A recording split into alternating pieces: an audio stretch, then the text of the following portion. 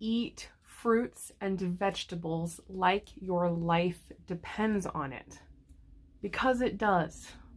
I just have to say that, because I feel like if no one hears anything else that I say in this video, that has to get out there.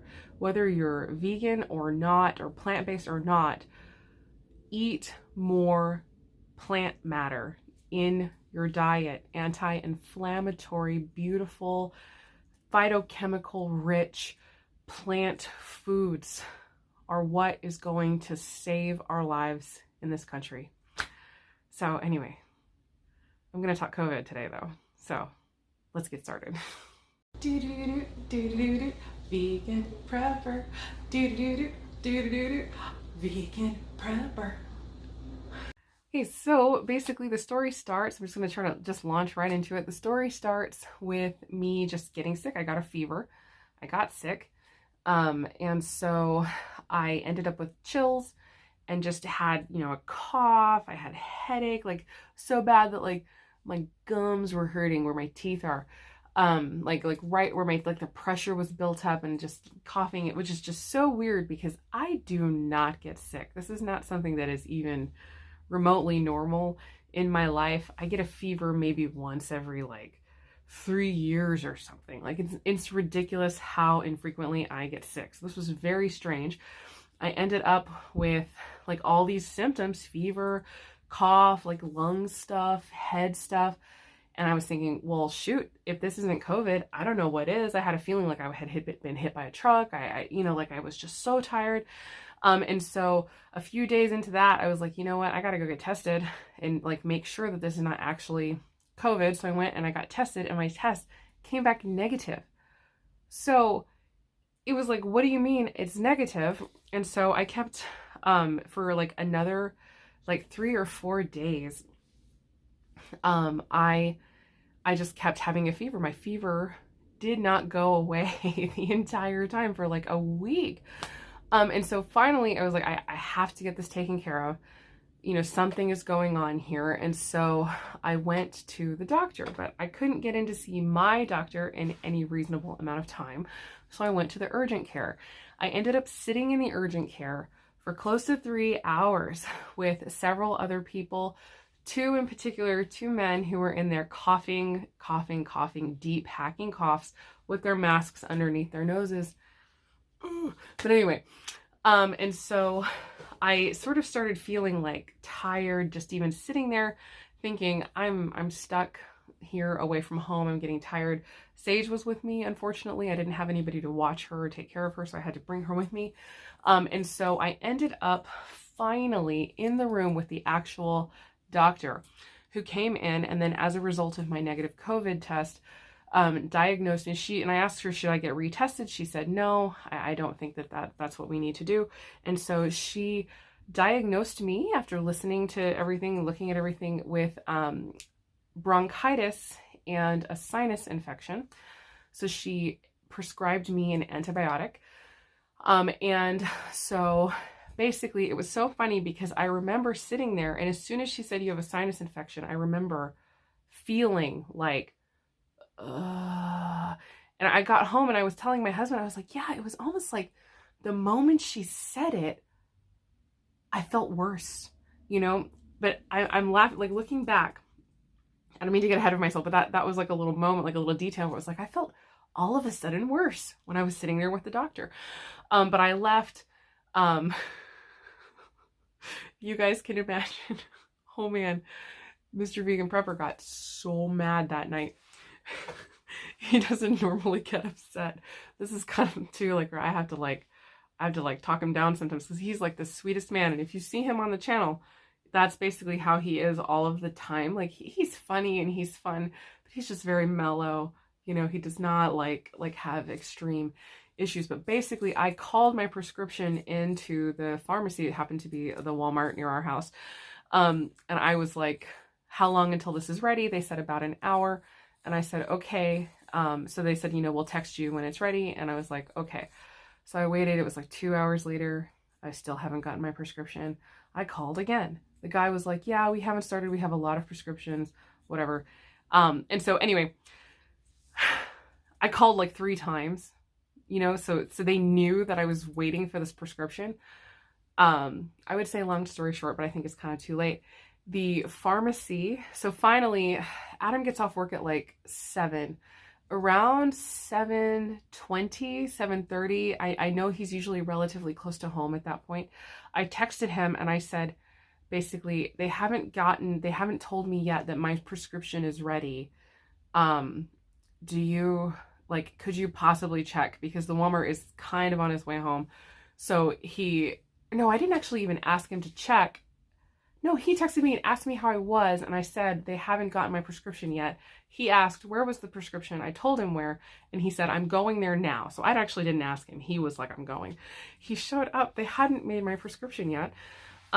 Basically, because they are so busy, so you almost understand, they didn't even start my prescription because they were doing the prescriptions to the people who were waiting in store, which in a way I kind of understand.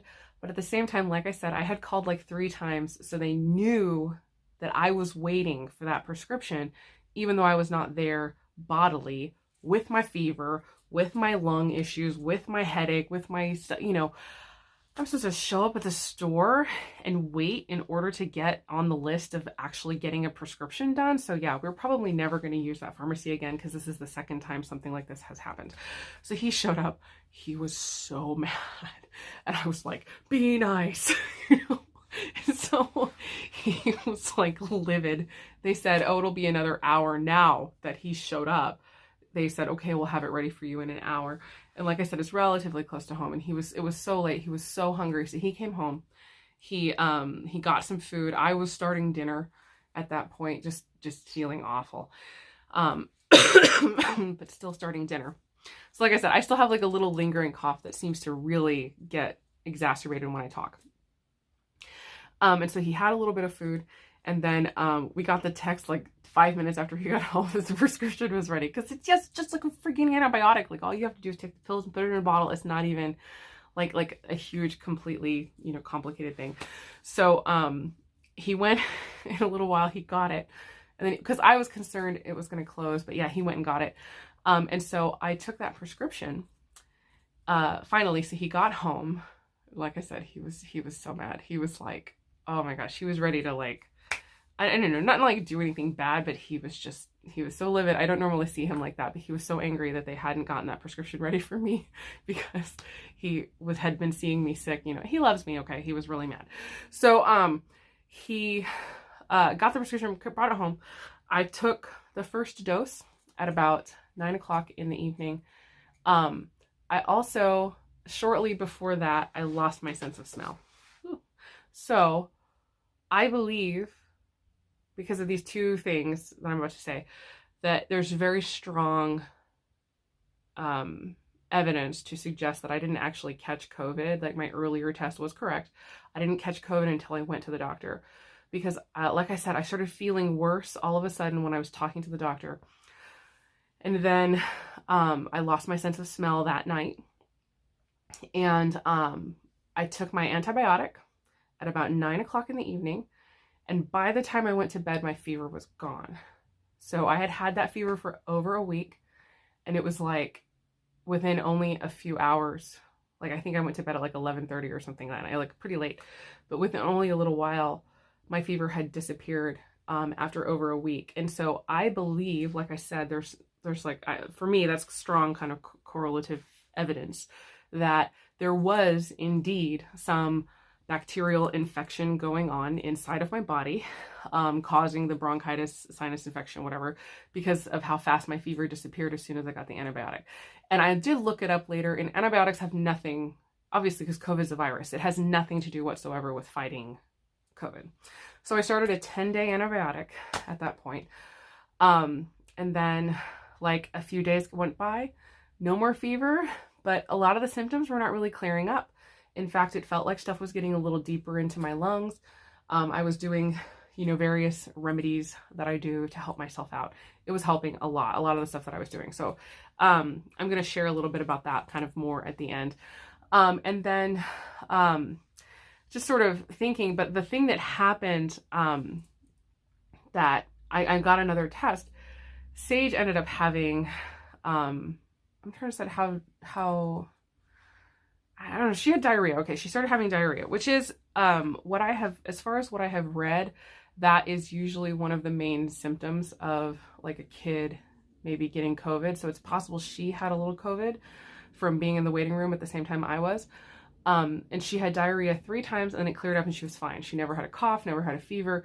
So I was afraid that we were seeing a resurgence of the nightmare that we went through a couple months ago. She got into some bad water. She got a waterborne illness outside. She was picking up rocks out of a puddle and sucking on them, and basically ended up with dysentery is what happened to my daughter. So we had like a month of her vomiting at night and stuff, and I was telling them she needs another round of antibiotics, and they for some reason were not wanting to do it. And finally they did another round of antibiotics, and lo and behold, it actually cleared up the problem. So that's like a whole other story. But so I got a lot of antibiotics this year, and this is like so not normal for our house.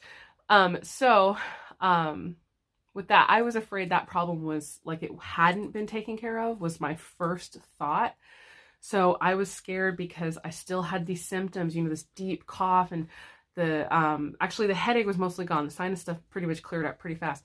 And I was so tired. That was the main thing. I had no fever, but I was coughing all of the time, and I wanted to make sure, like, if I had to take her back to the ER over at Phoenix Children's Hospital, that I had like a paper that said, look, I don't have COVID. It's a cough, but I'm being treated for bronchitis. I have an antibiotic, whatever, you know, because I was afraid that I wouldn't be able to bring her in if I had those symptoms. So I had actually, because I was so tired, I couldn't even drive. I had my son, Thad, drive me over to get a drive-through test, because we have drive-through test facilities. This is like kind of one of the advantages, I think, of living in a big city, is you end up having a lot more access to things. And so this is where we've gone to get all of our tests done, and we always get test results the very next day. And it's free. You know, they bill insurance, I guess, so it's not really free. But anyway, it's free to us. I got the test, like I said, because I wanted to have a negative test in hand to show that, you know, this is not what it was. Even though ever since I lost my sense of smell, there was this little piece of me that was like, did I catch COVID in the waiting room? It's like, did I really? So anyway, then ultimately that test ended up coming back positive. I was like, oh, it's a positive test. Okay. So I did catch COVID in the waiting room. And so I had to tell Adam. He came home. He ended up being on COVID leave for, I think it was like 7 total days. He was off work. Fortunately, he was paid for that time. So, you know, hallelujah, we're still provided for, and it was awesome. But he was paid for that time, so he stayed home. It was kind of beautiful, honestly, having him home to take care of me. That was like so nice, because the whole time that I was sick before he wasn't home, nobody was taking care of me. But this is just, it's normal. My family is amazing. So like in the evening, they were helping with dinner, they were doing stuff, but it's like kids can't skip school. My husband can't skip work if I get sick.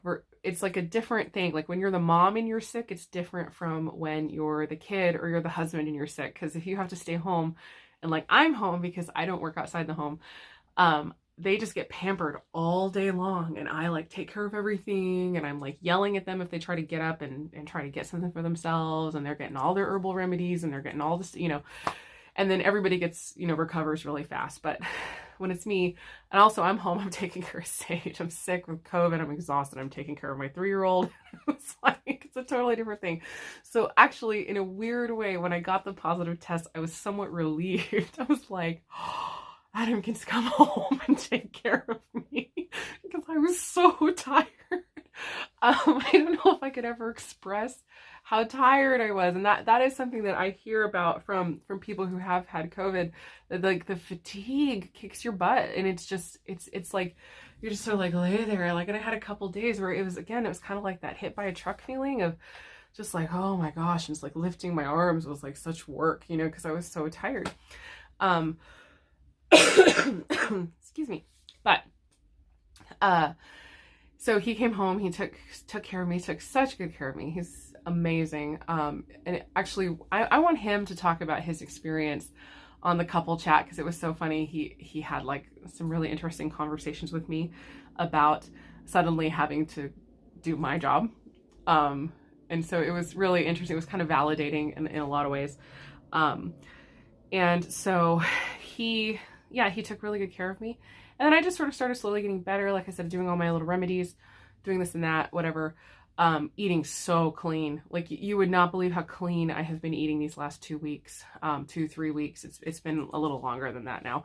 But those weeks that I was sick, I was just eating so clean. I was really eating virtually no processed foods, salads and smoothies every single day, and vegetable soups, and just like so much plant matter, so much of that stuff getting into my body, because I know that, you know, and praying, of course, too. It's just constantly praying over my body. I do believe in healing. I believe that God wants to heal us and make us healthy. But yeah, just like doing both things, like praying, but then also doing what I feel is wisdom, you know, to take care of your body during those times.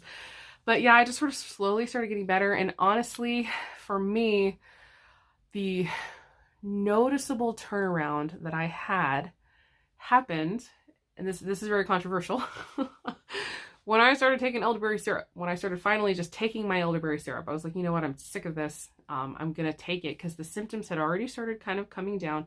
There is some stuff out there. I personally believe it might be a premature assumption regarding elderberry and the formation of the cytokine storms.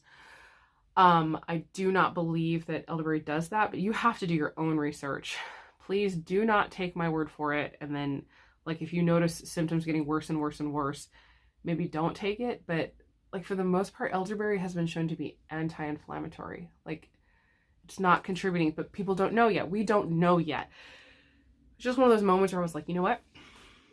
I'm just going to do it, because I can't tell you how often that has happened. Like, as infrequently as we get sick, I don't remember sometimes about stuff.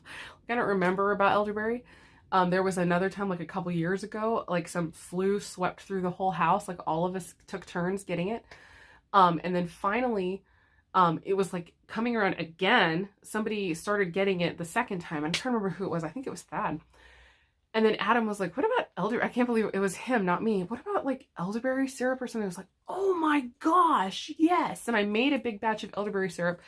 Everybody started taking it, and my son got better like that. And then none of us were sick anymore. Like, it's incredible how well it works with speeding along like recovery from things. And so maybe that's part of what it was. I was kind of already in the recovery stages. I started doing it like 3 or 4 times a day. Oh my gosh, the relief was palpable. It was also relieving my coughs. And I seemed to start feeling better and perking up and feeling good as soon as I would have it. So that seemed to be really the turnaround for me. The other thing that was really, so I guess I'm launching into the herbal remedies. The other thing that was extremely helpful to me throughout the whole time, even though it didn't like fix the problem, there was a noticeable difference in my symptoms when I was doing the classic remedy. It's called, please don't get angry with me if the term offends you. It is called Gypsy Cold Care Remedy. I understand that there is like iffiness surrounding the word gypsy. Some of the Romani people wear it as a badge of honor. Some of them hate it. So it's kind of like, I don't know. That's just what it's called. So if you're going to try to find it, that's what you have to look up, because that's how you'll find it. But I'll tell you right now, it's equal parts yarrow, peppermint, and elderflower. And so that is like elderflower. So probably a lot of what that had to do with was the sinus stuff that I was dealing with. Elderflower tends to be more about upper respiratory infections and issues. And then elderberry tends to be more focused in the lungs. So I was experiencing noticeable relief from the sinus pressure and congestion as long as I was doing that tea. I was drinking like 2 pots of that tea a day. Actually, there were a few days in there I drank 3 pots of that tea, probably about 3 cups of tea, 3 tablespoons of the blend. And then I sweetened with honey. And I know that's extremely, whatever, honey is not vegan. I know it's not, like it comes from bees. I've discussed on the channel before about honey. It's so soothing to the throat, so good for coughs, that especially in a medicinal way, I will use honey in it. Like when I make my elderberry syrup that has honey in it, it is medicinal in its own right. And there is no such thing as a vegan medication, right? Like every single one of these meds has been tested on animals in order to be approved. And I don't want to get into a debate right now. For me personally, a beautiful natural substance that is essentially harmless, like if you have somebody who does natural beekeeping and is really good with those bees, like I don't know, I feel like personally I sleep just fine still using honey, and I can still call myself a vegan.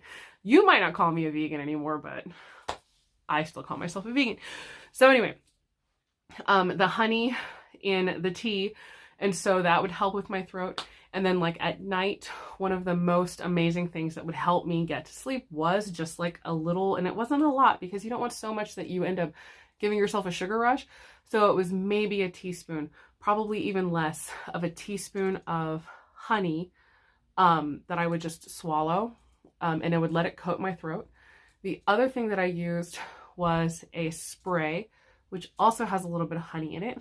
And my daughter is sleeping in my room right now, so I can't access the bottle, which has the recipe on it. But it is a sore throat spray, but what it does is it kind of numbs your throat, and it was really helpful to relieve, especially like that nighttime cough, so that I could get to sleep.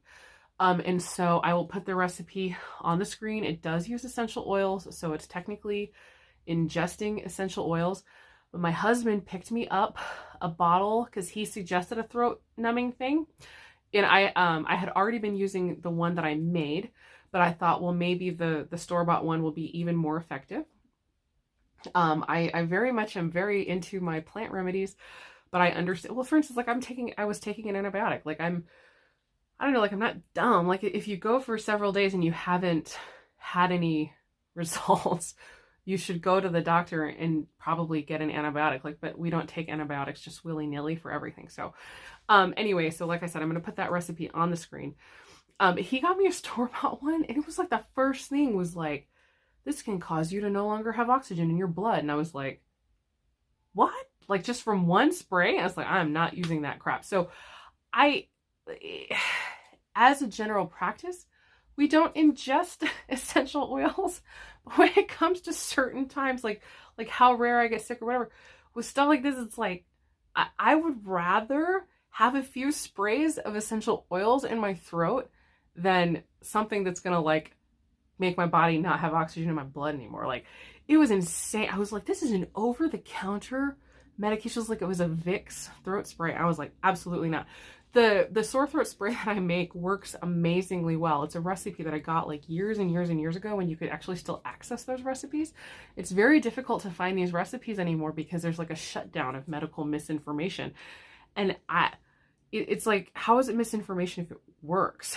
Same thing with my flu shot blend, quote unquote. Now it's like, this is seriously, YouTube is going to not let me post this video now. My flu shot blend, I'll put that recipe on the screen as well because I don't have the thingy with me. But it's a roller ball, like a 10 milliliter roller ball that you rub on your neck and behind your ears. And I was putting on my feet as well. That will kick a sore throat in the butt. Like as soon as anybody gets a sore throat in our house, boom, the flu shot blend comes out. And then it's like the sore throat is gone just like that. That was actually both of my boys, when they had COVID, they ended up with sore throats, and that got rid of their sore throats. So I'm going to put that blend on the screen as well. So I'm trying to think of other things I did. Ginger honey is another extremely wonderful remedy for any kind of cough issues. It's also extremely anti-inflammatory.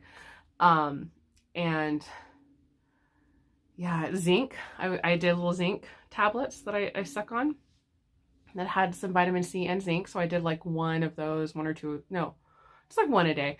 And then I also was doing my vitamin D. So I was taking my multivitamin still, but also doing an extra bit of liquid vitamin D, which we have purchased from Global Healing Center. So it's like vitamin D, zinc, a whole bunch of teas and natural remedies. My diffuser was also a lifesaver. Diffusing essential oils like eucalyptus, ones that are based on, like ones that are to help your breathing, was so helpful, especially at night again. So there was a diffuser next to my bed pretty much the whole night. And I was breathing in those things all night long. So eucalyptus, there was a couple nights I did frankincense and lemon. Frankincense and lemon, the combination of those two essential oils rubbed onto my chest was also like just the cough kicker. Like it would get rid of coughs so fast. And it just like not 100, not like when the coughs are getting super deep, but it did definitely give me some relief. The other thing, and I had posted a little bit, I posted a short about it. I had mullein leaf, and so I would light. So I only did this like 5 or 6 times because I wasn't going to be, you know, breathing a ton of smoke, because I burned the leaf of mullein and allowed myself like just a little piece of a leaf of mullein and allowed myself to breathe the smoke. And that really was the thing. Like when the coughs would get like to where they could not stop, like I could not get them to stop. And it was like they were almost spasms, like they just kept coming. And I don't know if it was like the COVID or if it was a combination of COVID, bronchitis or whatever, but that little bit of smoke, I'd breathe it in. And it was like within a few minutes, I had total relief from the coughs for a while. But like I said, I wouldn't want to do that too often. I don't, you know, you don't want to breathe smoke too much. But it is a very powerful remedy for kind of an extreme situation.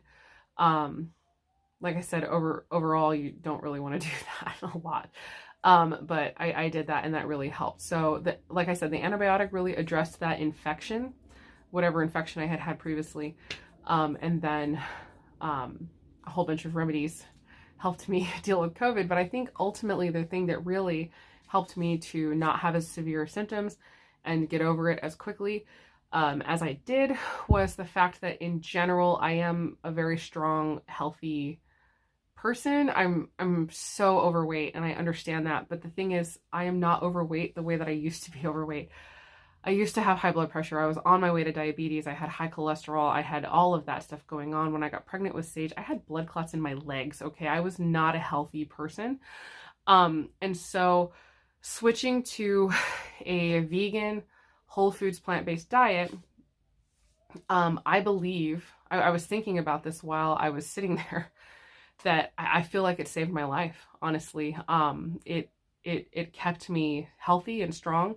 So people will say, oh, you're lucky that you didn't have COVID so bad. And it's like, I don't think there's luck involved. I think it's being so essentially clean inside my body, even though obviously I still have a lot of weight to lose, and not inflamed. Like I don't have swelling, like my ankles don't swell. I have very trim little ankles. They used to swell a lot. I don't have that anymore. Things like all these little signs of inflammation that used to exist that don't exist anymore in my body. I feel like my body is very much less inflamed than it used to be. Honestly, inflammation in the body, I think, and most other people agree, I think, is really the most dangerous thing possible for COVID specifically. It's that body's inflammatory response to the illness that really kills people. It's not the illness itself. So to make sure that you are as little inflamed as possible, I think, is one of the smartest and best things that any of us could do, which is why I started off the video saying eat plants and vegetables like your life depends on it. I had a lot of Indian food too over the course of this last little while, especially recipes that have huge amounts of turmeric and fresh ginger and tons of fresh garlic and all kinds of, you know, beautiful immune helping anti-inflammatory stuff. Just yeah, it's like being clean inside your body is so important. I do have just like one more story I would like to share, but let me go ahead and pause for a second. I'll be right back. Okay, my girl woke up upset from her nap. So anyway, here she is. But I wanted to, I discussed, you know, some of the, like the natural things that I did to help manage symptoms. And I wanted to really discuss also kind of the faith component. So For me, I am a Christian. I've talked about this many times on the channel. Like I said earlier, I do believe that God is a good God and he wants to heal people. I don't understand why sometimes people die of sickness and others are miraculously healed. I don't know. I don't know those answers. I can't answer those questions. What I do know, though, oopsie, is more people are miraculously healed who pray and believe for it than who don't. You know what I'm saying? Like, I have seen things in my life, like being a prayer partner at church and the things that I have seen, the work that God has done. I have seen terminal cancer disappear from a body overnight. Like insanity, like stuff that's just crazy. I have seen bent backs straighten. I have seen things that you would not believe. This is a huge part of why my faith is so strong in certain ways. But however, I will share, like from a personal standpoint, for me, getting that COVID diagnosis, a huge amount of unreasonable fear, or not unreasonable fear. It was not unreasonable at all, actually, but it, like what is like not like abnormal, maybe abnormal fear for me. Like I don't normally deal with that kind of stuff.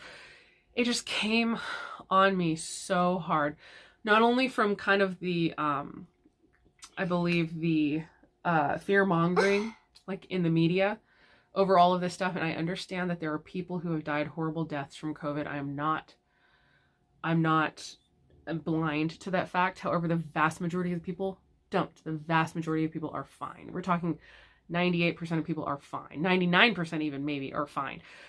Some people end up with long haul COVID. Some people, you know, I understand all of these things. I read all the things, even the stuff I don't necessarily agree with. I get the information. However, what I want to really point out is the vast majority of the people who die are obese. They have comorbidities. They have high blood pressure. They have diabetes. I understand that there are people who appear to be healthy who also die. I would be dubious of the idea that a perfectly healthy person can be taken out. There's plenty of things that do not have symptoms. You can have high blood pressure. You can have heart disease. You can have heart attack, heart disease without any symptoms. Very often the very first symptom of heart disease is heart attack. That's how you know you have heart disease. So I feel like there's a lot of people who maybe have appeared healthy who have died, but I don't believe they were healthy on the inside. I feel like we have a lot more power over this thing than people want to let us know. Not only in the choices that we make in our diet and the choices that we make every day, and the things that we put into our bodies and how inflamed we are. Stress too. Stress can be a killer. It depletes your immune system. In fact, I believe that's why I originally caught the bronchitis and the sinus infection in the first place, because I experienced extreme stress. And I feel like it depleted my immune system. A lot of kind of what I had talked about with Sage and like all the stuff that we went through like a whole month. Again, of not sleeping, of her vomiting several times, of her, you know, like in the night she would vomit, and we had like a whole routine down. Like, anyway, it was a really long haul getting her well from that. And then both boys got COVID. And so it's been a really long haul. So I feel like a lot of that was the reason that I got sick in the first place. My body was like, you need to sit down, girl. So, anyway, I think we have a lot more power over it than most people would want us to believe. Sorry, she keeps kicking the tripod. So what was my point? Faith, fear came on me. That's what it was. That's where I was going. So basically it was the connection of basically what happened with my mom last year, where we found out basically on Thanksgiving that she had cancer that had spread to her brain, and it was not good. It was looking very bad. And then she was dead on December 16th.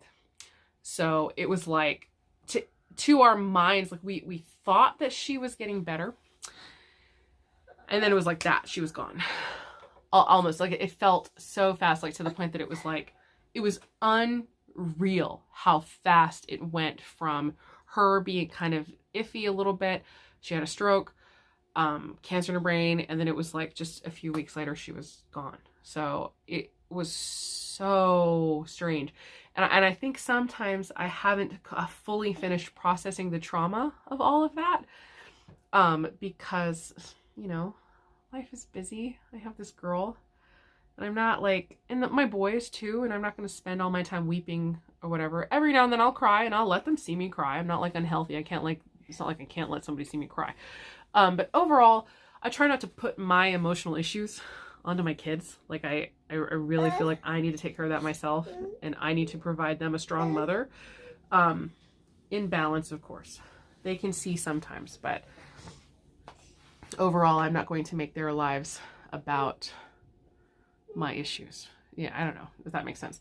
So fear came on me because of what my mom had gone through, and then fearing that basically the exact same thing was about to happen to me, that I was going to like get this news and then I was going to be dead by Christmas. It was like the fear that came on me, even though the situations were 100% different.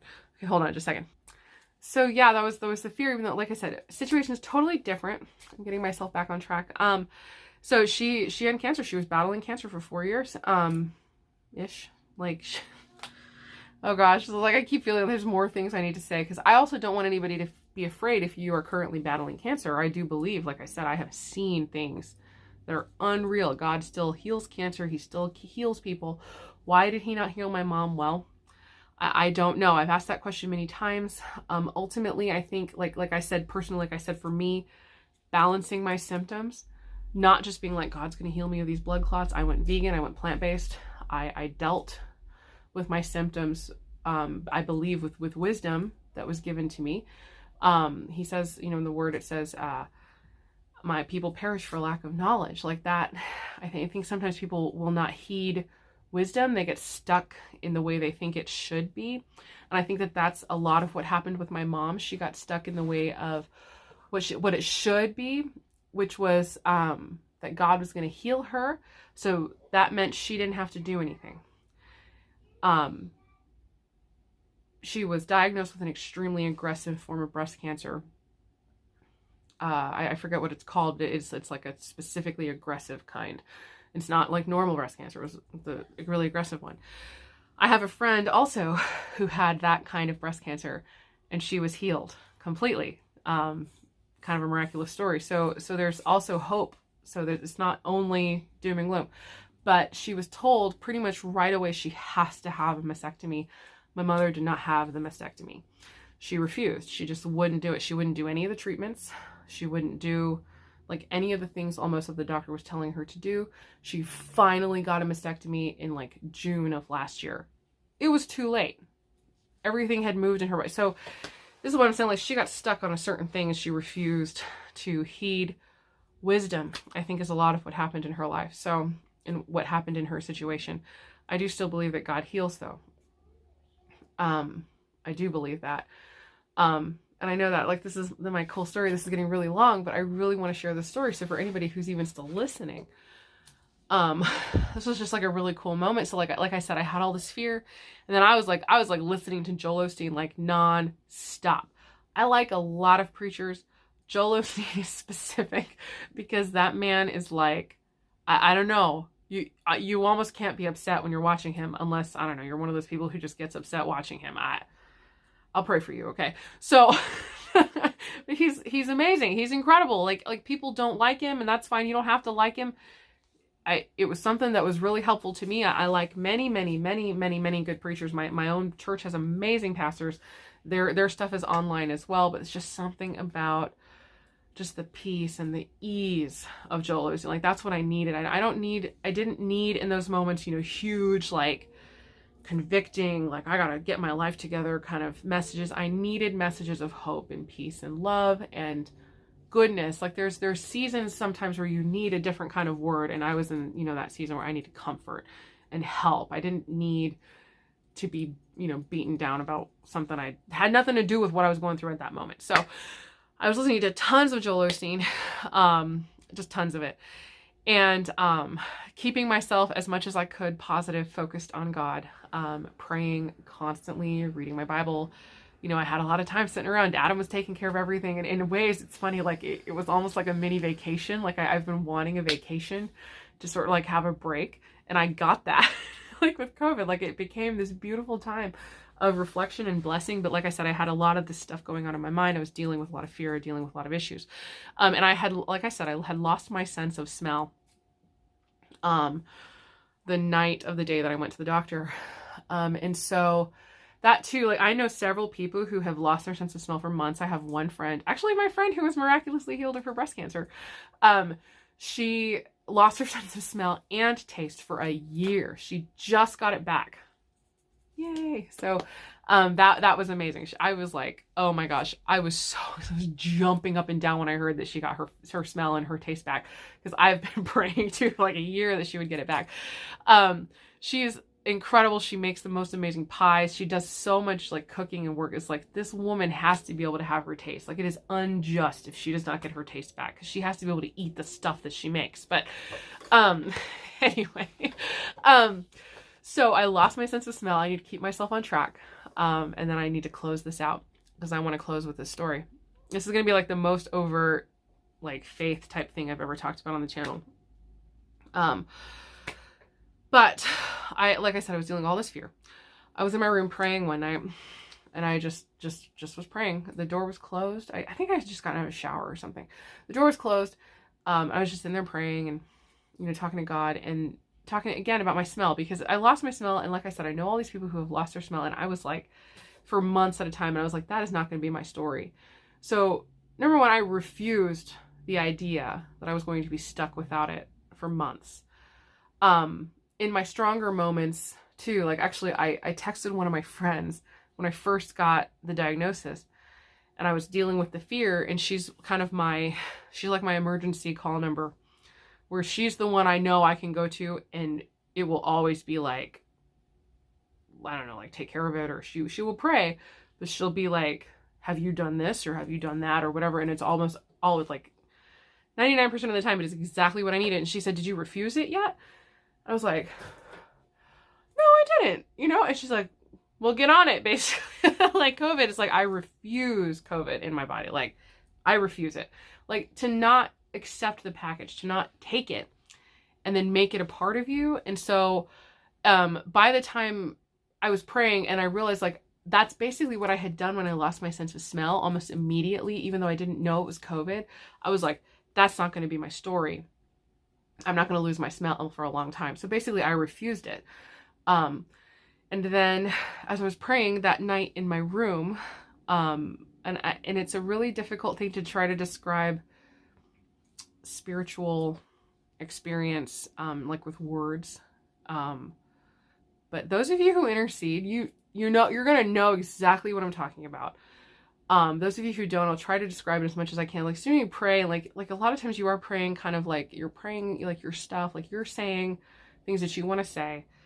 And a lot of times I do ask God, is there something that I should be praying right now over this? And it's like, kind of listen, like, is there something I should be agreeing with or whatever? But then there's those moments when you're praying, and then it's like all of a sudden you have this like this urge, like thing like comes up in you. And it's like certain words come out of you almost more than you're saying them. And I that's the only way that I can think of to describe it. And that's basically what happened to me while I was in the middle of praying. I had that like thing, and then these words came out that I was not planning on saying, that I started saying. Then you're almost listening to yourself say things, and you didn't like realize that you were going to say that. But I heard myself say, as soon as I get my sense of smell back, I know I'll be okay. That's my sign. As soon as I get my sense of smell back, I know I'll be okay. And it was like this weird thing where I was like, what? Because I was like, I do not ask for signs. I understand it's like the wicked and perverse generation asks for a sign. Like, that's not something that I normally would ever do. Like, ask God to jump through a hoop, try to prove something to me before I believe him. Are you kidding me? Like, that is not how it works. That is not how faith works. So we're not going to that's how I feel. Like, if you ask God for a sign, you're trying to make him jump through hoops, like to prove something to you. He's got nothing to prove to you. Okay. So that's what I said. And it was like, that was like weird. I was not okay. All right, fine. So then I was standing there and I was like, well, shoot, did I get my smell back or something? And so I was like, because I felt so sure, like I got my smell back. So I had like these little essential oils, and I've been like, for the days I had been smelling the essential oils, because I figured if I would get my smell back, I would, if I could smell anything, I would smell essential oils. I could not smell it. It was like, I just put it up on my nose and went, you know, and I could not smell it at all, like nothing. And so I closed it up and I was like, huh. I was like, well, I don't know. I was like so convinced in that moment. I was like, well, as soon as I got my smell back, I know I'm going to be okay. And you know what? Like, I know I'm going to be okay. So I'm going to get my smell back. Like it was like a super strong moment. Like I feel like God helped me through that. And I was like, okay, cool. And I basically opened the door and I walked down the hall and sorry, I still like the moment of it is still so, Adam was making soup. And all of a sudden the smell of that soup, this gorgeous like tomato and garlic and all this stuff that he had put in there, it filled my nostrils like 30 seconds after that happened when I was praying. And like I said, I had just tested it in the room, nothing on the oil again. And I thought, well, I'm just going to have to stand in faith and wait for God to give me my sense of smell back and just like stand in faith for it. And it was like not 20, 30 seconds later, all of a sudden, it was just like it wasn't me going, it was like just the gentle, just the overall smell of the kitchen suddenly went into my nostrils and I could smell. I started dancing around my kitchen. I was so excited. You guys know who I am. You see my intro or whatever. That is how I am, okay? I started dancing around my kitchen. I can smell. And then I was in there for a while and I couldn't smell it very well anymore. So I went outside and I stood there for a while and I went back inside so that the smell could hit me fresh again. So I got my sense of smell back. And I don't know, like I said, I think like I don't ask for signs, but every now, like that's happened in my life a few times that's happened. But this one specifically, I just know like sometimes God knows that he's got to throw you a bone. Like you're in a place where maybe you need something. And I think for one, just being faithful, just being open allows that stuff to come in, you know, like I was praying and I wasn't necessarily specifically, you know, asking for stuff. I was just trying to trust and trying to believe, turning my heart, doing some self-effort at first, to access, to position myself in such a way that I could just receive like effortlessly. And so, yeah, that's kind of my main story that I would tell. There's many other little moments, like a moment where it was like, I cannot stand this cough anymore. I just believe God, you had to take this cough away. And then like all of a sudden the cough left. So like stuff like that happened multiple times through the course of the whole thing. And so I don't know. I feel like I cannot share my COVID story without also talking about that because he was such an integral part of it. And like I said, I don't really have answers for why some things happen and some things don't. I feel like we have a better chance of miracles and good things in our lives if we're willing to position ourselves to receive those things.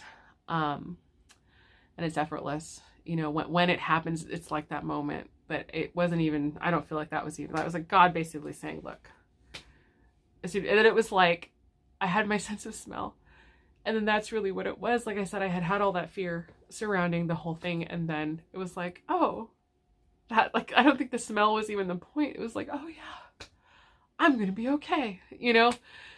And then it was like every single time after that, the fear would try to start again. Like, can I not smell? I'm going to be fine. Like, it was just, you know, so anyway, that's just sort of my story. And I think that demonstrates not like that I'm so great. It demonstrates that God is so great. It demonstrates that I am so ridiculous that apparently I needed extra help. It's really what I feel like that demonstrates. It's like, yeah, like I needed extra, like I needed him to really hold my hand through this thing. So I don't mean to come off like some super powerful faith person or whatever, but, or to try to make myself sound like that. I definitely don't, but, I stumble through this thing as much as anybody else stumbles through this thing, but I just, like I said, I cannot not tell that story, even though I know it's probably gonna be super unpopular. People are gonna be like, she's crazy. So if you guys didn't already think that because I'm a prepper, or you already didn't think that because I'm vegan, and now you can really think it because, I don't know, God healed me, and I'm not gonna not say that. So so yeah, hopefully that was encouraging, especially any of you who go through difficulty. I just position yourself, just get yourself in position, and then watch him do his thing. Listen to Joel Osteen non-stop. That's what I did. But it's, yeah. Or find someone, if you don't like him, find someone you like. Listen to them nonstop. So, okay. All right. That's it. I'm going to cut this off. This has been really long. So thank you for listening. You know, if you're still here, gosh, thank you so much for listening and caring enough to hear me speak on this. I know I'm going to have a lot of comments. I'm going to have to field stuff. Hopefully I was really balanced in the way that I spoke. And like I said, I don't deny that COVID has wreaked havoc, but I also feel like you can't try to sweep it under the rug that most people are fine. I feel like that has to be something that we talk about, and not in a way that makes us stupid, like, you know, refusing to wear masks in a medical setting, or, you know, things like that. Like not stupid stuff that's stupid, but like, you know, to stop the stupid fear is really what it is. But yeah, and then I know somebody on one video, and I don't want to be insensitive because they say, like, for one family like yours that was fine, there's 10 families that are not fine. And it's like, actually, it is the reverse. And I really hate to say that, especially to anybody who has dealt with pain. Obviously, I've dealt with my own pain. I've dealt with pain in many areas of my life. But we have to look at the facts. Most people are fine. So I feel like I have to say, like, as much as I'm afraid of hurting people's feelings for people who were not fine, there's other people out there who are afraid and needing hope in this situation. So I will not back down, and I'm going to paint a picture of hope and hopefully kind of throw a bone to somebody who needs it, throw a life raft to somebody who needs it, life preserver, whatever, that there's hope. Stop being so stressed. Stop being so afraid.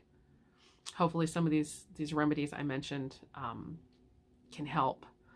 But above all, if you hear nothing else, like I said, if you don't have a relationship with God, you do not pray, you hate Joel Osteen, whatever, just eat some fruits and vegetables, please. Eat every single day. Eat many, many, many vegetables. So anyway, yeah, try to get your body as clean and uninflamed as possible. So that is it for me. As always, I hope the rest of your day is good and your life stays wonderful. I'm really nervous about releasing this one. See you guys later.